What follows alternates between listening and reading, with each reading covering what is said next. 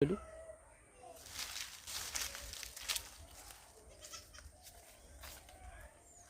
রান্নার জন্য আমি রেডি হয়ে গেছি।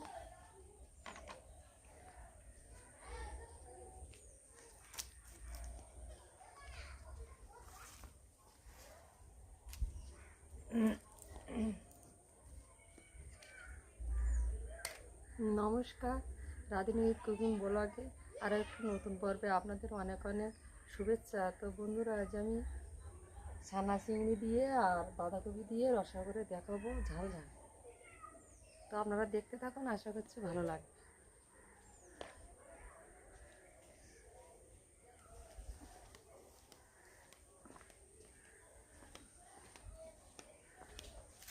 আমি এবার উনুনটাকে ধরি না।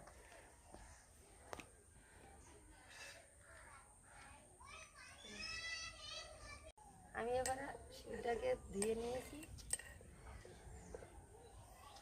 এবার আদাগুলোকে আমি থেঁতো করে নেব।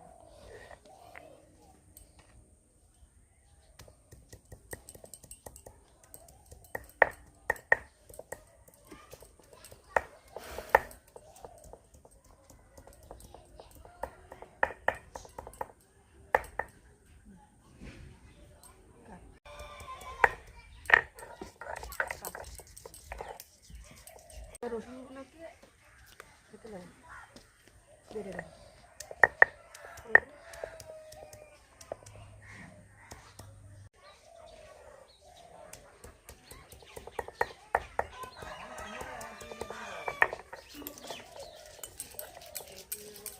আমি এবার নুনটাকে ধরে নিই।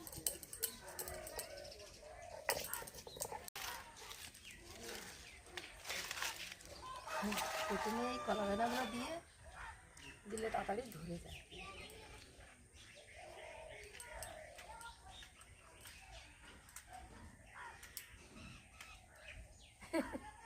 দেশলাই ধরছে না। দেশলাই ঠান্ডা হয়ে গেছে নাকি? হ্যাঁ, বিলটা মনে হয় কোথায় রেখেছিল। হ্যাঁ, তো বন্ধুরা, আমার একটা দেশলাই ফেলে গেছে। এবার নতুন দেশলাই দাদাভাই এনে দিয়েছে, তাই এবার নতুন দেশলাই দিয়েই করছি।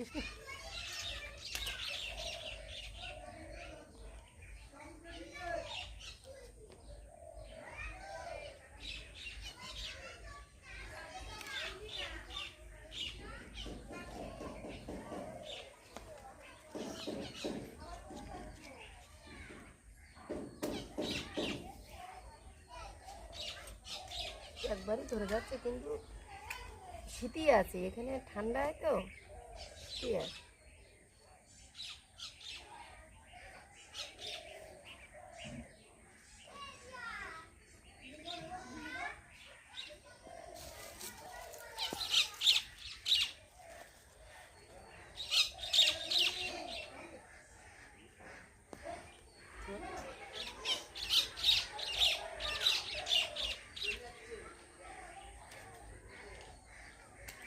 প্রাকৃতিক পরিবেশ খুব সুন্দর, কিন্তু শীতের আবহাওয়ায় ঠান্ডা করার জন্য মাঝে মাঝে মেঘলা হয়ে যাচ্ছে।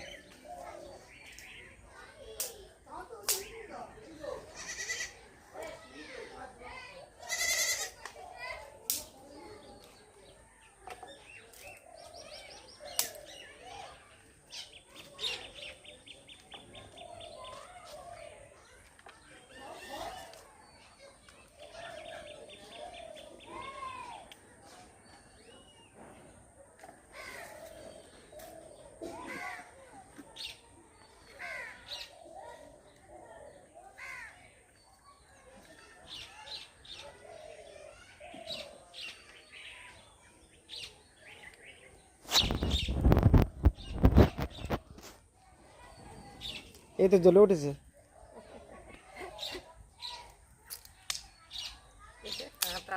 তালাটা বেশি আছে না?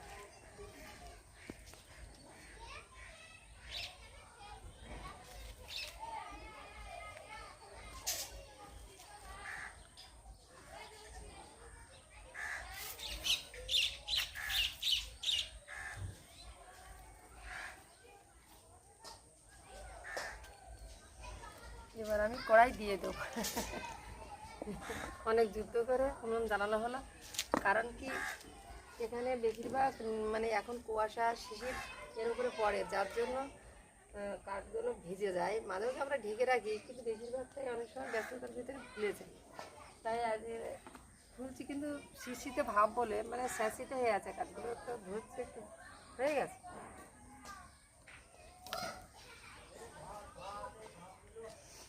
আমি ছানা চিংড়িগুলো ফুলের লবণ দিয়ে ভেজে নিয়েছি। এবার বাঁধাকপি দিয়ে আর অল্প বরবটি দেবো, দিয়ে এগুলো ঝাল ঝাল গলদা চিংড়ি রসা।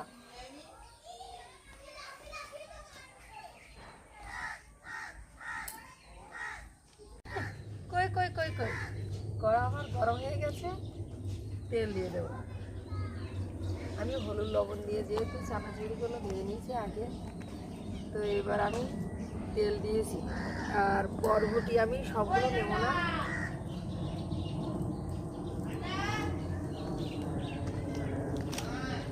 অল্প কটা কুচি কুচি করে দিয়ে দেবো।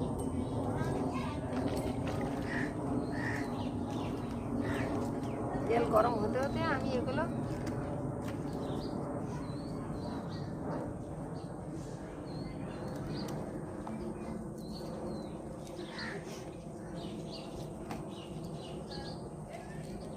আমার গরম হয়ে গেছে।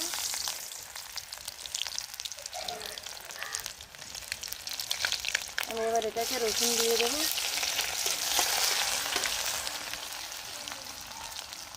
কাঁচা লঙ্কা দিয়ে দেবো,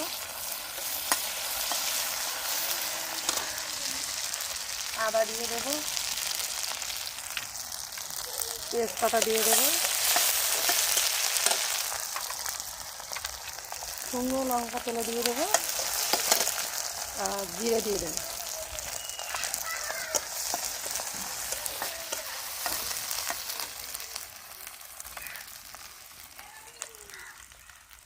গরম মশলা,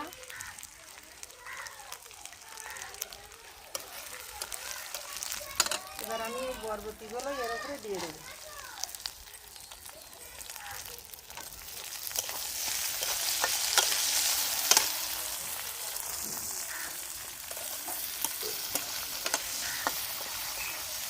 বরবটিগুলো আমি হালকা ভেজে নিয়েছি, এতে এবার একটু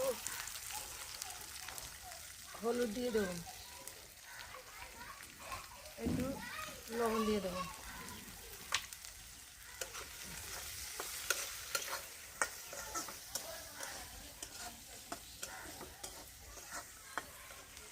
গরম মশলা দিয়ে যে মশলাগুলো আমি কষিয়ে নিয়েছি, এবার আমি বাঁধাকপিগুলো দিয়ে দেবো।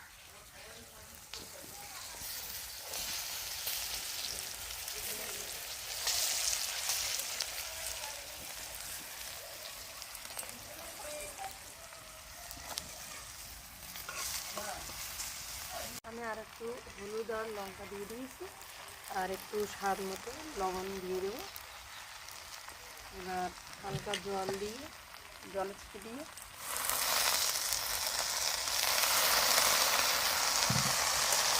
নেড়ে চেড়ে আমি এবার ছানা চিনিগুলো দিয়ে এবার আমি ভেজে দেবো। এবার আমি ভেজে দেবো।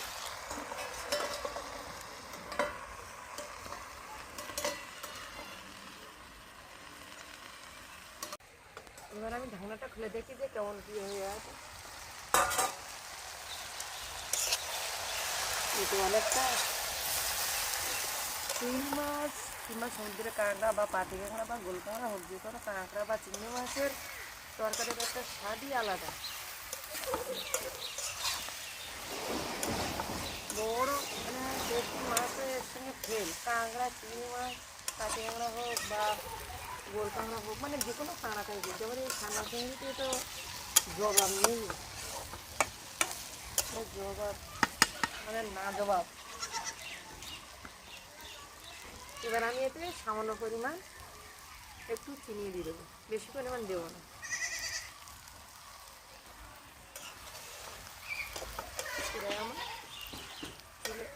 কমপ্লিট হয়ে আসার পথে এবার আমি হালকা নেড়ে চেড়ে, যেহেতু আমার আগে সমস্ত মশলা কম বেশি করে আমি দিয়ে দিয়েছি, ঘন্টায় ধোয়া হচ্ছে।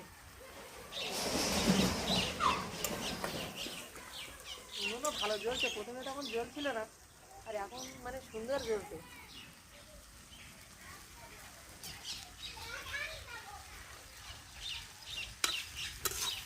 দেখো কত সুন্দর জ্বলছে এখানে।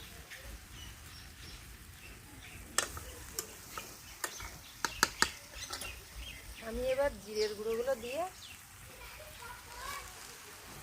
হালকা নেড়ে চেড়ে নামিয়ে নেব।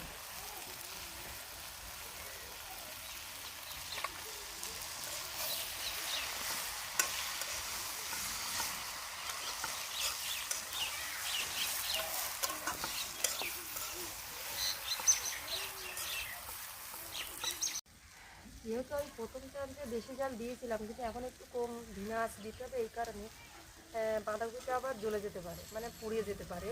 তার জন্য আমি জালটাকে একটু কমিয়ে দেব।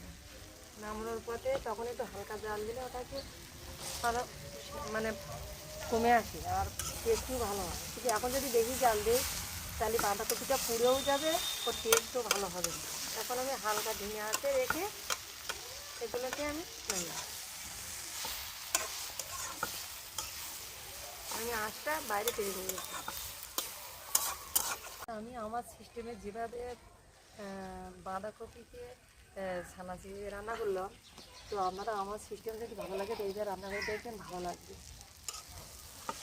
দেশীয় সিস্টেম। আমি যেভাবে খাই সেইভাবে আপনাদেরকে রান্না করে শেয়ার করলাম, একবার ট্রাই করে দেখো। আমার বাঁধাকপি মোচা দিয়ে চচ্চড়ি কমপ্লিট।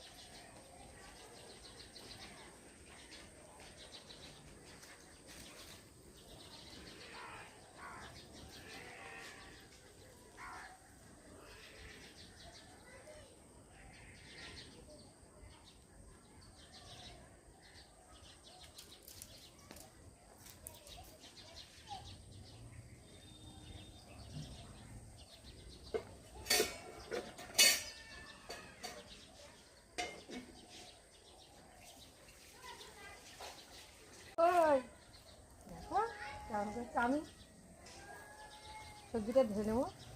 ও বাবা খেলছে খেলছে খেলছে, দেখা আসো আসো কই আসো আসো কই, ও বাবা ও বাবা লাফালাফি করছে একদম। আমি এবার সবজিগুলো ধুয়ে জায়গাটা পরিষ্কার করে